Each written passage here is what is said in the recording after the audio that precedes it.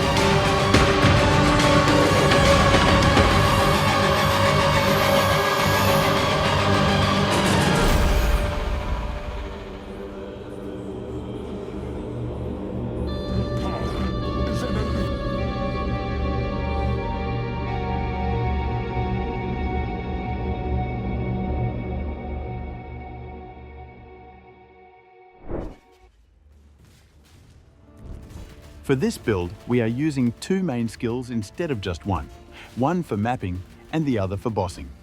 Let's start with the mapping skill first. For mapping, we use Vaal Earthquake, which is the corrupted version of Earthquake and requires souls to use. Souls are collected by killing enemies or by hitting unique enemies. Unlike Earthquake, Vaal Earthquake deals damage through your steps, damaging everything around you as you move. So the faster you move, the more damage you deal. As you move, you also create cracks in the ground which erupt into a large aftershock after a set duration. This duration is affected by your skill effect duration. Less skill duration means the aftershock erupts faster. More duration means it takes longer. And before one crack has erupted, the next one cannot start, which is why having low skill effect duration is very important. The skill lasts for a maximum of 9 aftershocks, or until the duration ends. But the soul requirement makes this skill quite inconsistent. This is where the Trial Master Ascendancy Priest of Yaomak saves the day. It reduces the souls required from 30 to 21, reduces the soul gain prevention period, and even gives a 20% chance to regain all souls on use. This chance stacks with its Zeri Rain for up to 40% chance. The small node leading to it also gives 1 Vaal soul regenerated per second and stacks with Rune Graft of Soulwick. This lets us regenerate 2 Vaal souls per second without doing anything. Now, let's talk about our bossing skill. For bossing, we use Eviscerate, a retaliate skill with extremely high attack damage scaling, making it a perfect bleed skill. But since it is a retaliate skill, you must block before using it, which can feel clunky during dangerous bosses like the Shaper, where blocking a one-shot attack or getting hit by a beam is the last thing you want. This is where the new Bitter Instinct shield becomes very useful. This unique shield makes your retaliate skills become active every 4 seconds, even without blocking. This removes the need to block every single time to use the skill. And the best part is that you can use it in weapon swap. You can weapon swap to activate your retaliate skill, and once the skill becomes active, you swap back to your main setup. This means you do not need to sacrifice your main shield to benefit from it. Now let's talk about aggravating our bleed. Dealing massive hit damage does not matter if your bleed is not aggravated, because aggravation triples your bleed damage. This is where Tempest Rising comes in. These unique boots make enemies inflicted with elemental ailments in our presence count as moving, which is the same as aggravating your bleed. To make sure enemies are always inflicted with elemental ailments, we use skitterbots, which always shock and chill enemies around us. Skitterbots require a bit of mana reservation, so if you do not want to use them, you can instead use the Chilling Presence Cluster Jewel node. It will always chill enemies near you, but it requires you to stay very close to your target, which makes it a bit clunky to use. Now, before we take a look at our gear, skill gems and skill tree, I want to talk about the defensive capabilities of this build. On top of having 90% all damage block with Lucky Block, I have made sure to add many defensive layers to this build, which will prevent death from hits which are not blocked. For spell hits, this build has 100% spell suppression chance, which will reduce all spell damage by 60%.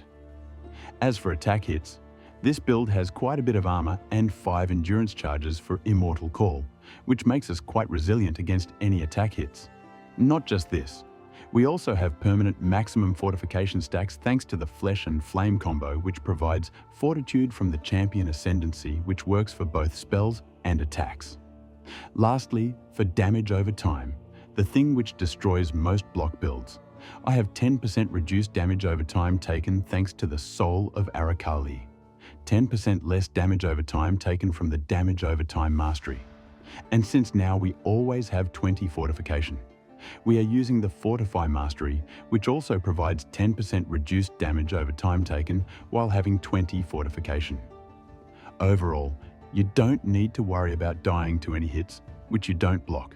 And with these kind of defenses, you can take on the toughest content path of Exile has to offer with quite ease. Now let's take a look at our equipment and the gems inside them. Before we start, I want to clarify that these items are min-maxed. You do not need the exact stats you see here. Just make sure you get the mandatory ones that I point out. Let's start with the body armor. Look for one with as much armor and evasion rating as possible, spell suppression, and any resistances you still need. For implicits, roll and eat a modifier for increased Pride Aura effect using Eldritch Ichor, and an Exarch modifier for increased Aura effect using Eldritch Ember. For gems in the body armor, we have Eviscerate linked to Awakened Melee Physical Damage, Awakened Brutality, Awakened Deadly Ailments, Awakened Swift Affliction, and Hypothermia Support. You can replace Hypothermia with Awakened Unbound Ailments if you prefer longer bleed duration. Next, for your weapon, look for a one-handed axe with as high physical damage as possible, preferably an Elder Axe with the Culling Strike modifier at least. If you want to learn how to craft the exact weapon shown here, you can check out my latest axe crafting guide, which walks through the full crafting process. For the gems in our weapon, we have Shield Charge linked to faster attacks and War Banner as an additional gem. After that, for the shield, look for a Shaper, influenced or synthesized shield that grants % life recovered on block. Look for ailment avoidance and spell suppression chance as well.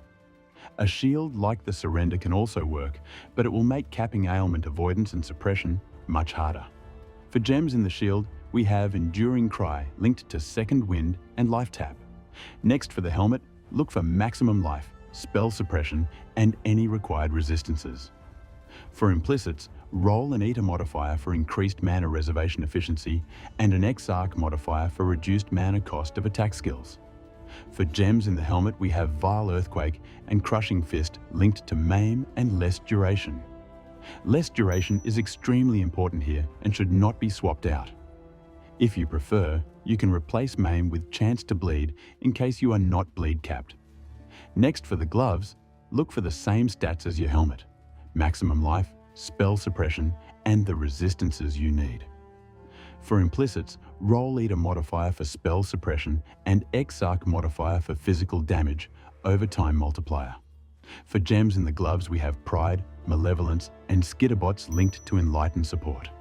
After that, for boots, use Tempest Rising. Look for ones with at least 20% faster bleeding and 20% ailment duration. For gems in the boots, we have Immortal Call linked to cast when damage taken, more duration, and life tap. Next, for the belt, look for maximum life, increased maximum life, and any resistances you still need. If possible, use a Stygian Vice, since you will need to socket a jewel that provides phasing on kill, which is very important for this build. After that, for rings, use synthesized ones. One should have vulnerability on hit in the implicit, and the other should have onslaught on hit. Look for maximum life, attributes, and any resistances you are missing. Lastly, for the amulet, use Strangle Gasp. Anoint Sovereignty, Safeguard, Charisma, and Last Rites. You can replace Last Rites with whatever you prefer. For me, it is just a big quality of life improvement. For this build, we are using two 8 passive large cluster jewels. Both of them have Master the Fundamental, Battle Hardened, and another random node which we always skip. One of these clusters has 2 Megalomaniac jewels socketed in it. One of these Megalomaniacs has Elegant Form, Exploit Weakness, and Mortifying Aspect node. Meanwhile, the other one has Enduring Composure, Advance Guard, and Master the Fundamentals node. Here, Mortifying Aspect and Master the Fundamentals are not the mandatory nodes and can be skipped or replaced with any other nodes you prefer. The other large cluster also has 2 medium cluster jewels socketed in it, which grants Flow of Life and Wound Aggravation. Both of these jewels also contain our Flesh and Flame combo to allocate Fortitude from the champion Ascendancy. After that, we have socketed a Light of Meaning jewel for physical damage near stamina, which grants physical damage based on allocated nodes in radius. We are also using an Impossible Escape jewel to allocate Freedom of Movement, Thick Skin, and Entrench in radius of Precise Technique. If you are not using a jewel that grants phasing on kill, you can also allocate one of these small nodes to gain phasing on kill. Lastly, for our Watcher's Eye, we are using one which grants increased physical damage, while using Pride, and faster bleeding while using Malevolence. In addition to all of these, you can use Rune Graft of Solwick and Rune Graft of Warp on any masteries you don't use. For Ascendancy, take Determined Survivor on finishing the first lab, take Gratuitous Violence on finishing the second lab, take Jagged Technique on finishing the third lab, and lastly take More Than Skill on finishing the last lab. And once you have your Tempest Rising boots, you can replace Jagged Technique with the Priest of Yaomak node acquired by defeating the Trial Master. For Pantheon, select Soul of Arakali as Major God and Soul of Ralakesh as your Minor God. In some situations, you can even switch to Soul of Ryslatha to deal with monsters which regenerate life. This is the min-maxed version of the build, so if you are looking for a budget version, check out the playlist linked in the video description, and also check out my Mobalytics guide, which is much more detailed. If you like this type of off-meta builds, make sure to like, subscribe, and even retaliate against that notification bell to stay updated. To stay even more updated, watch me live on Twitch, or even join our Discord server. As always, thanks for watching Exile.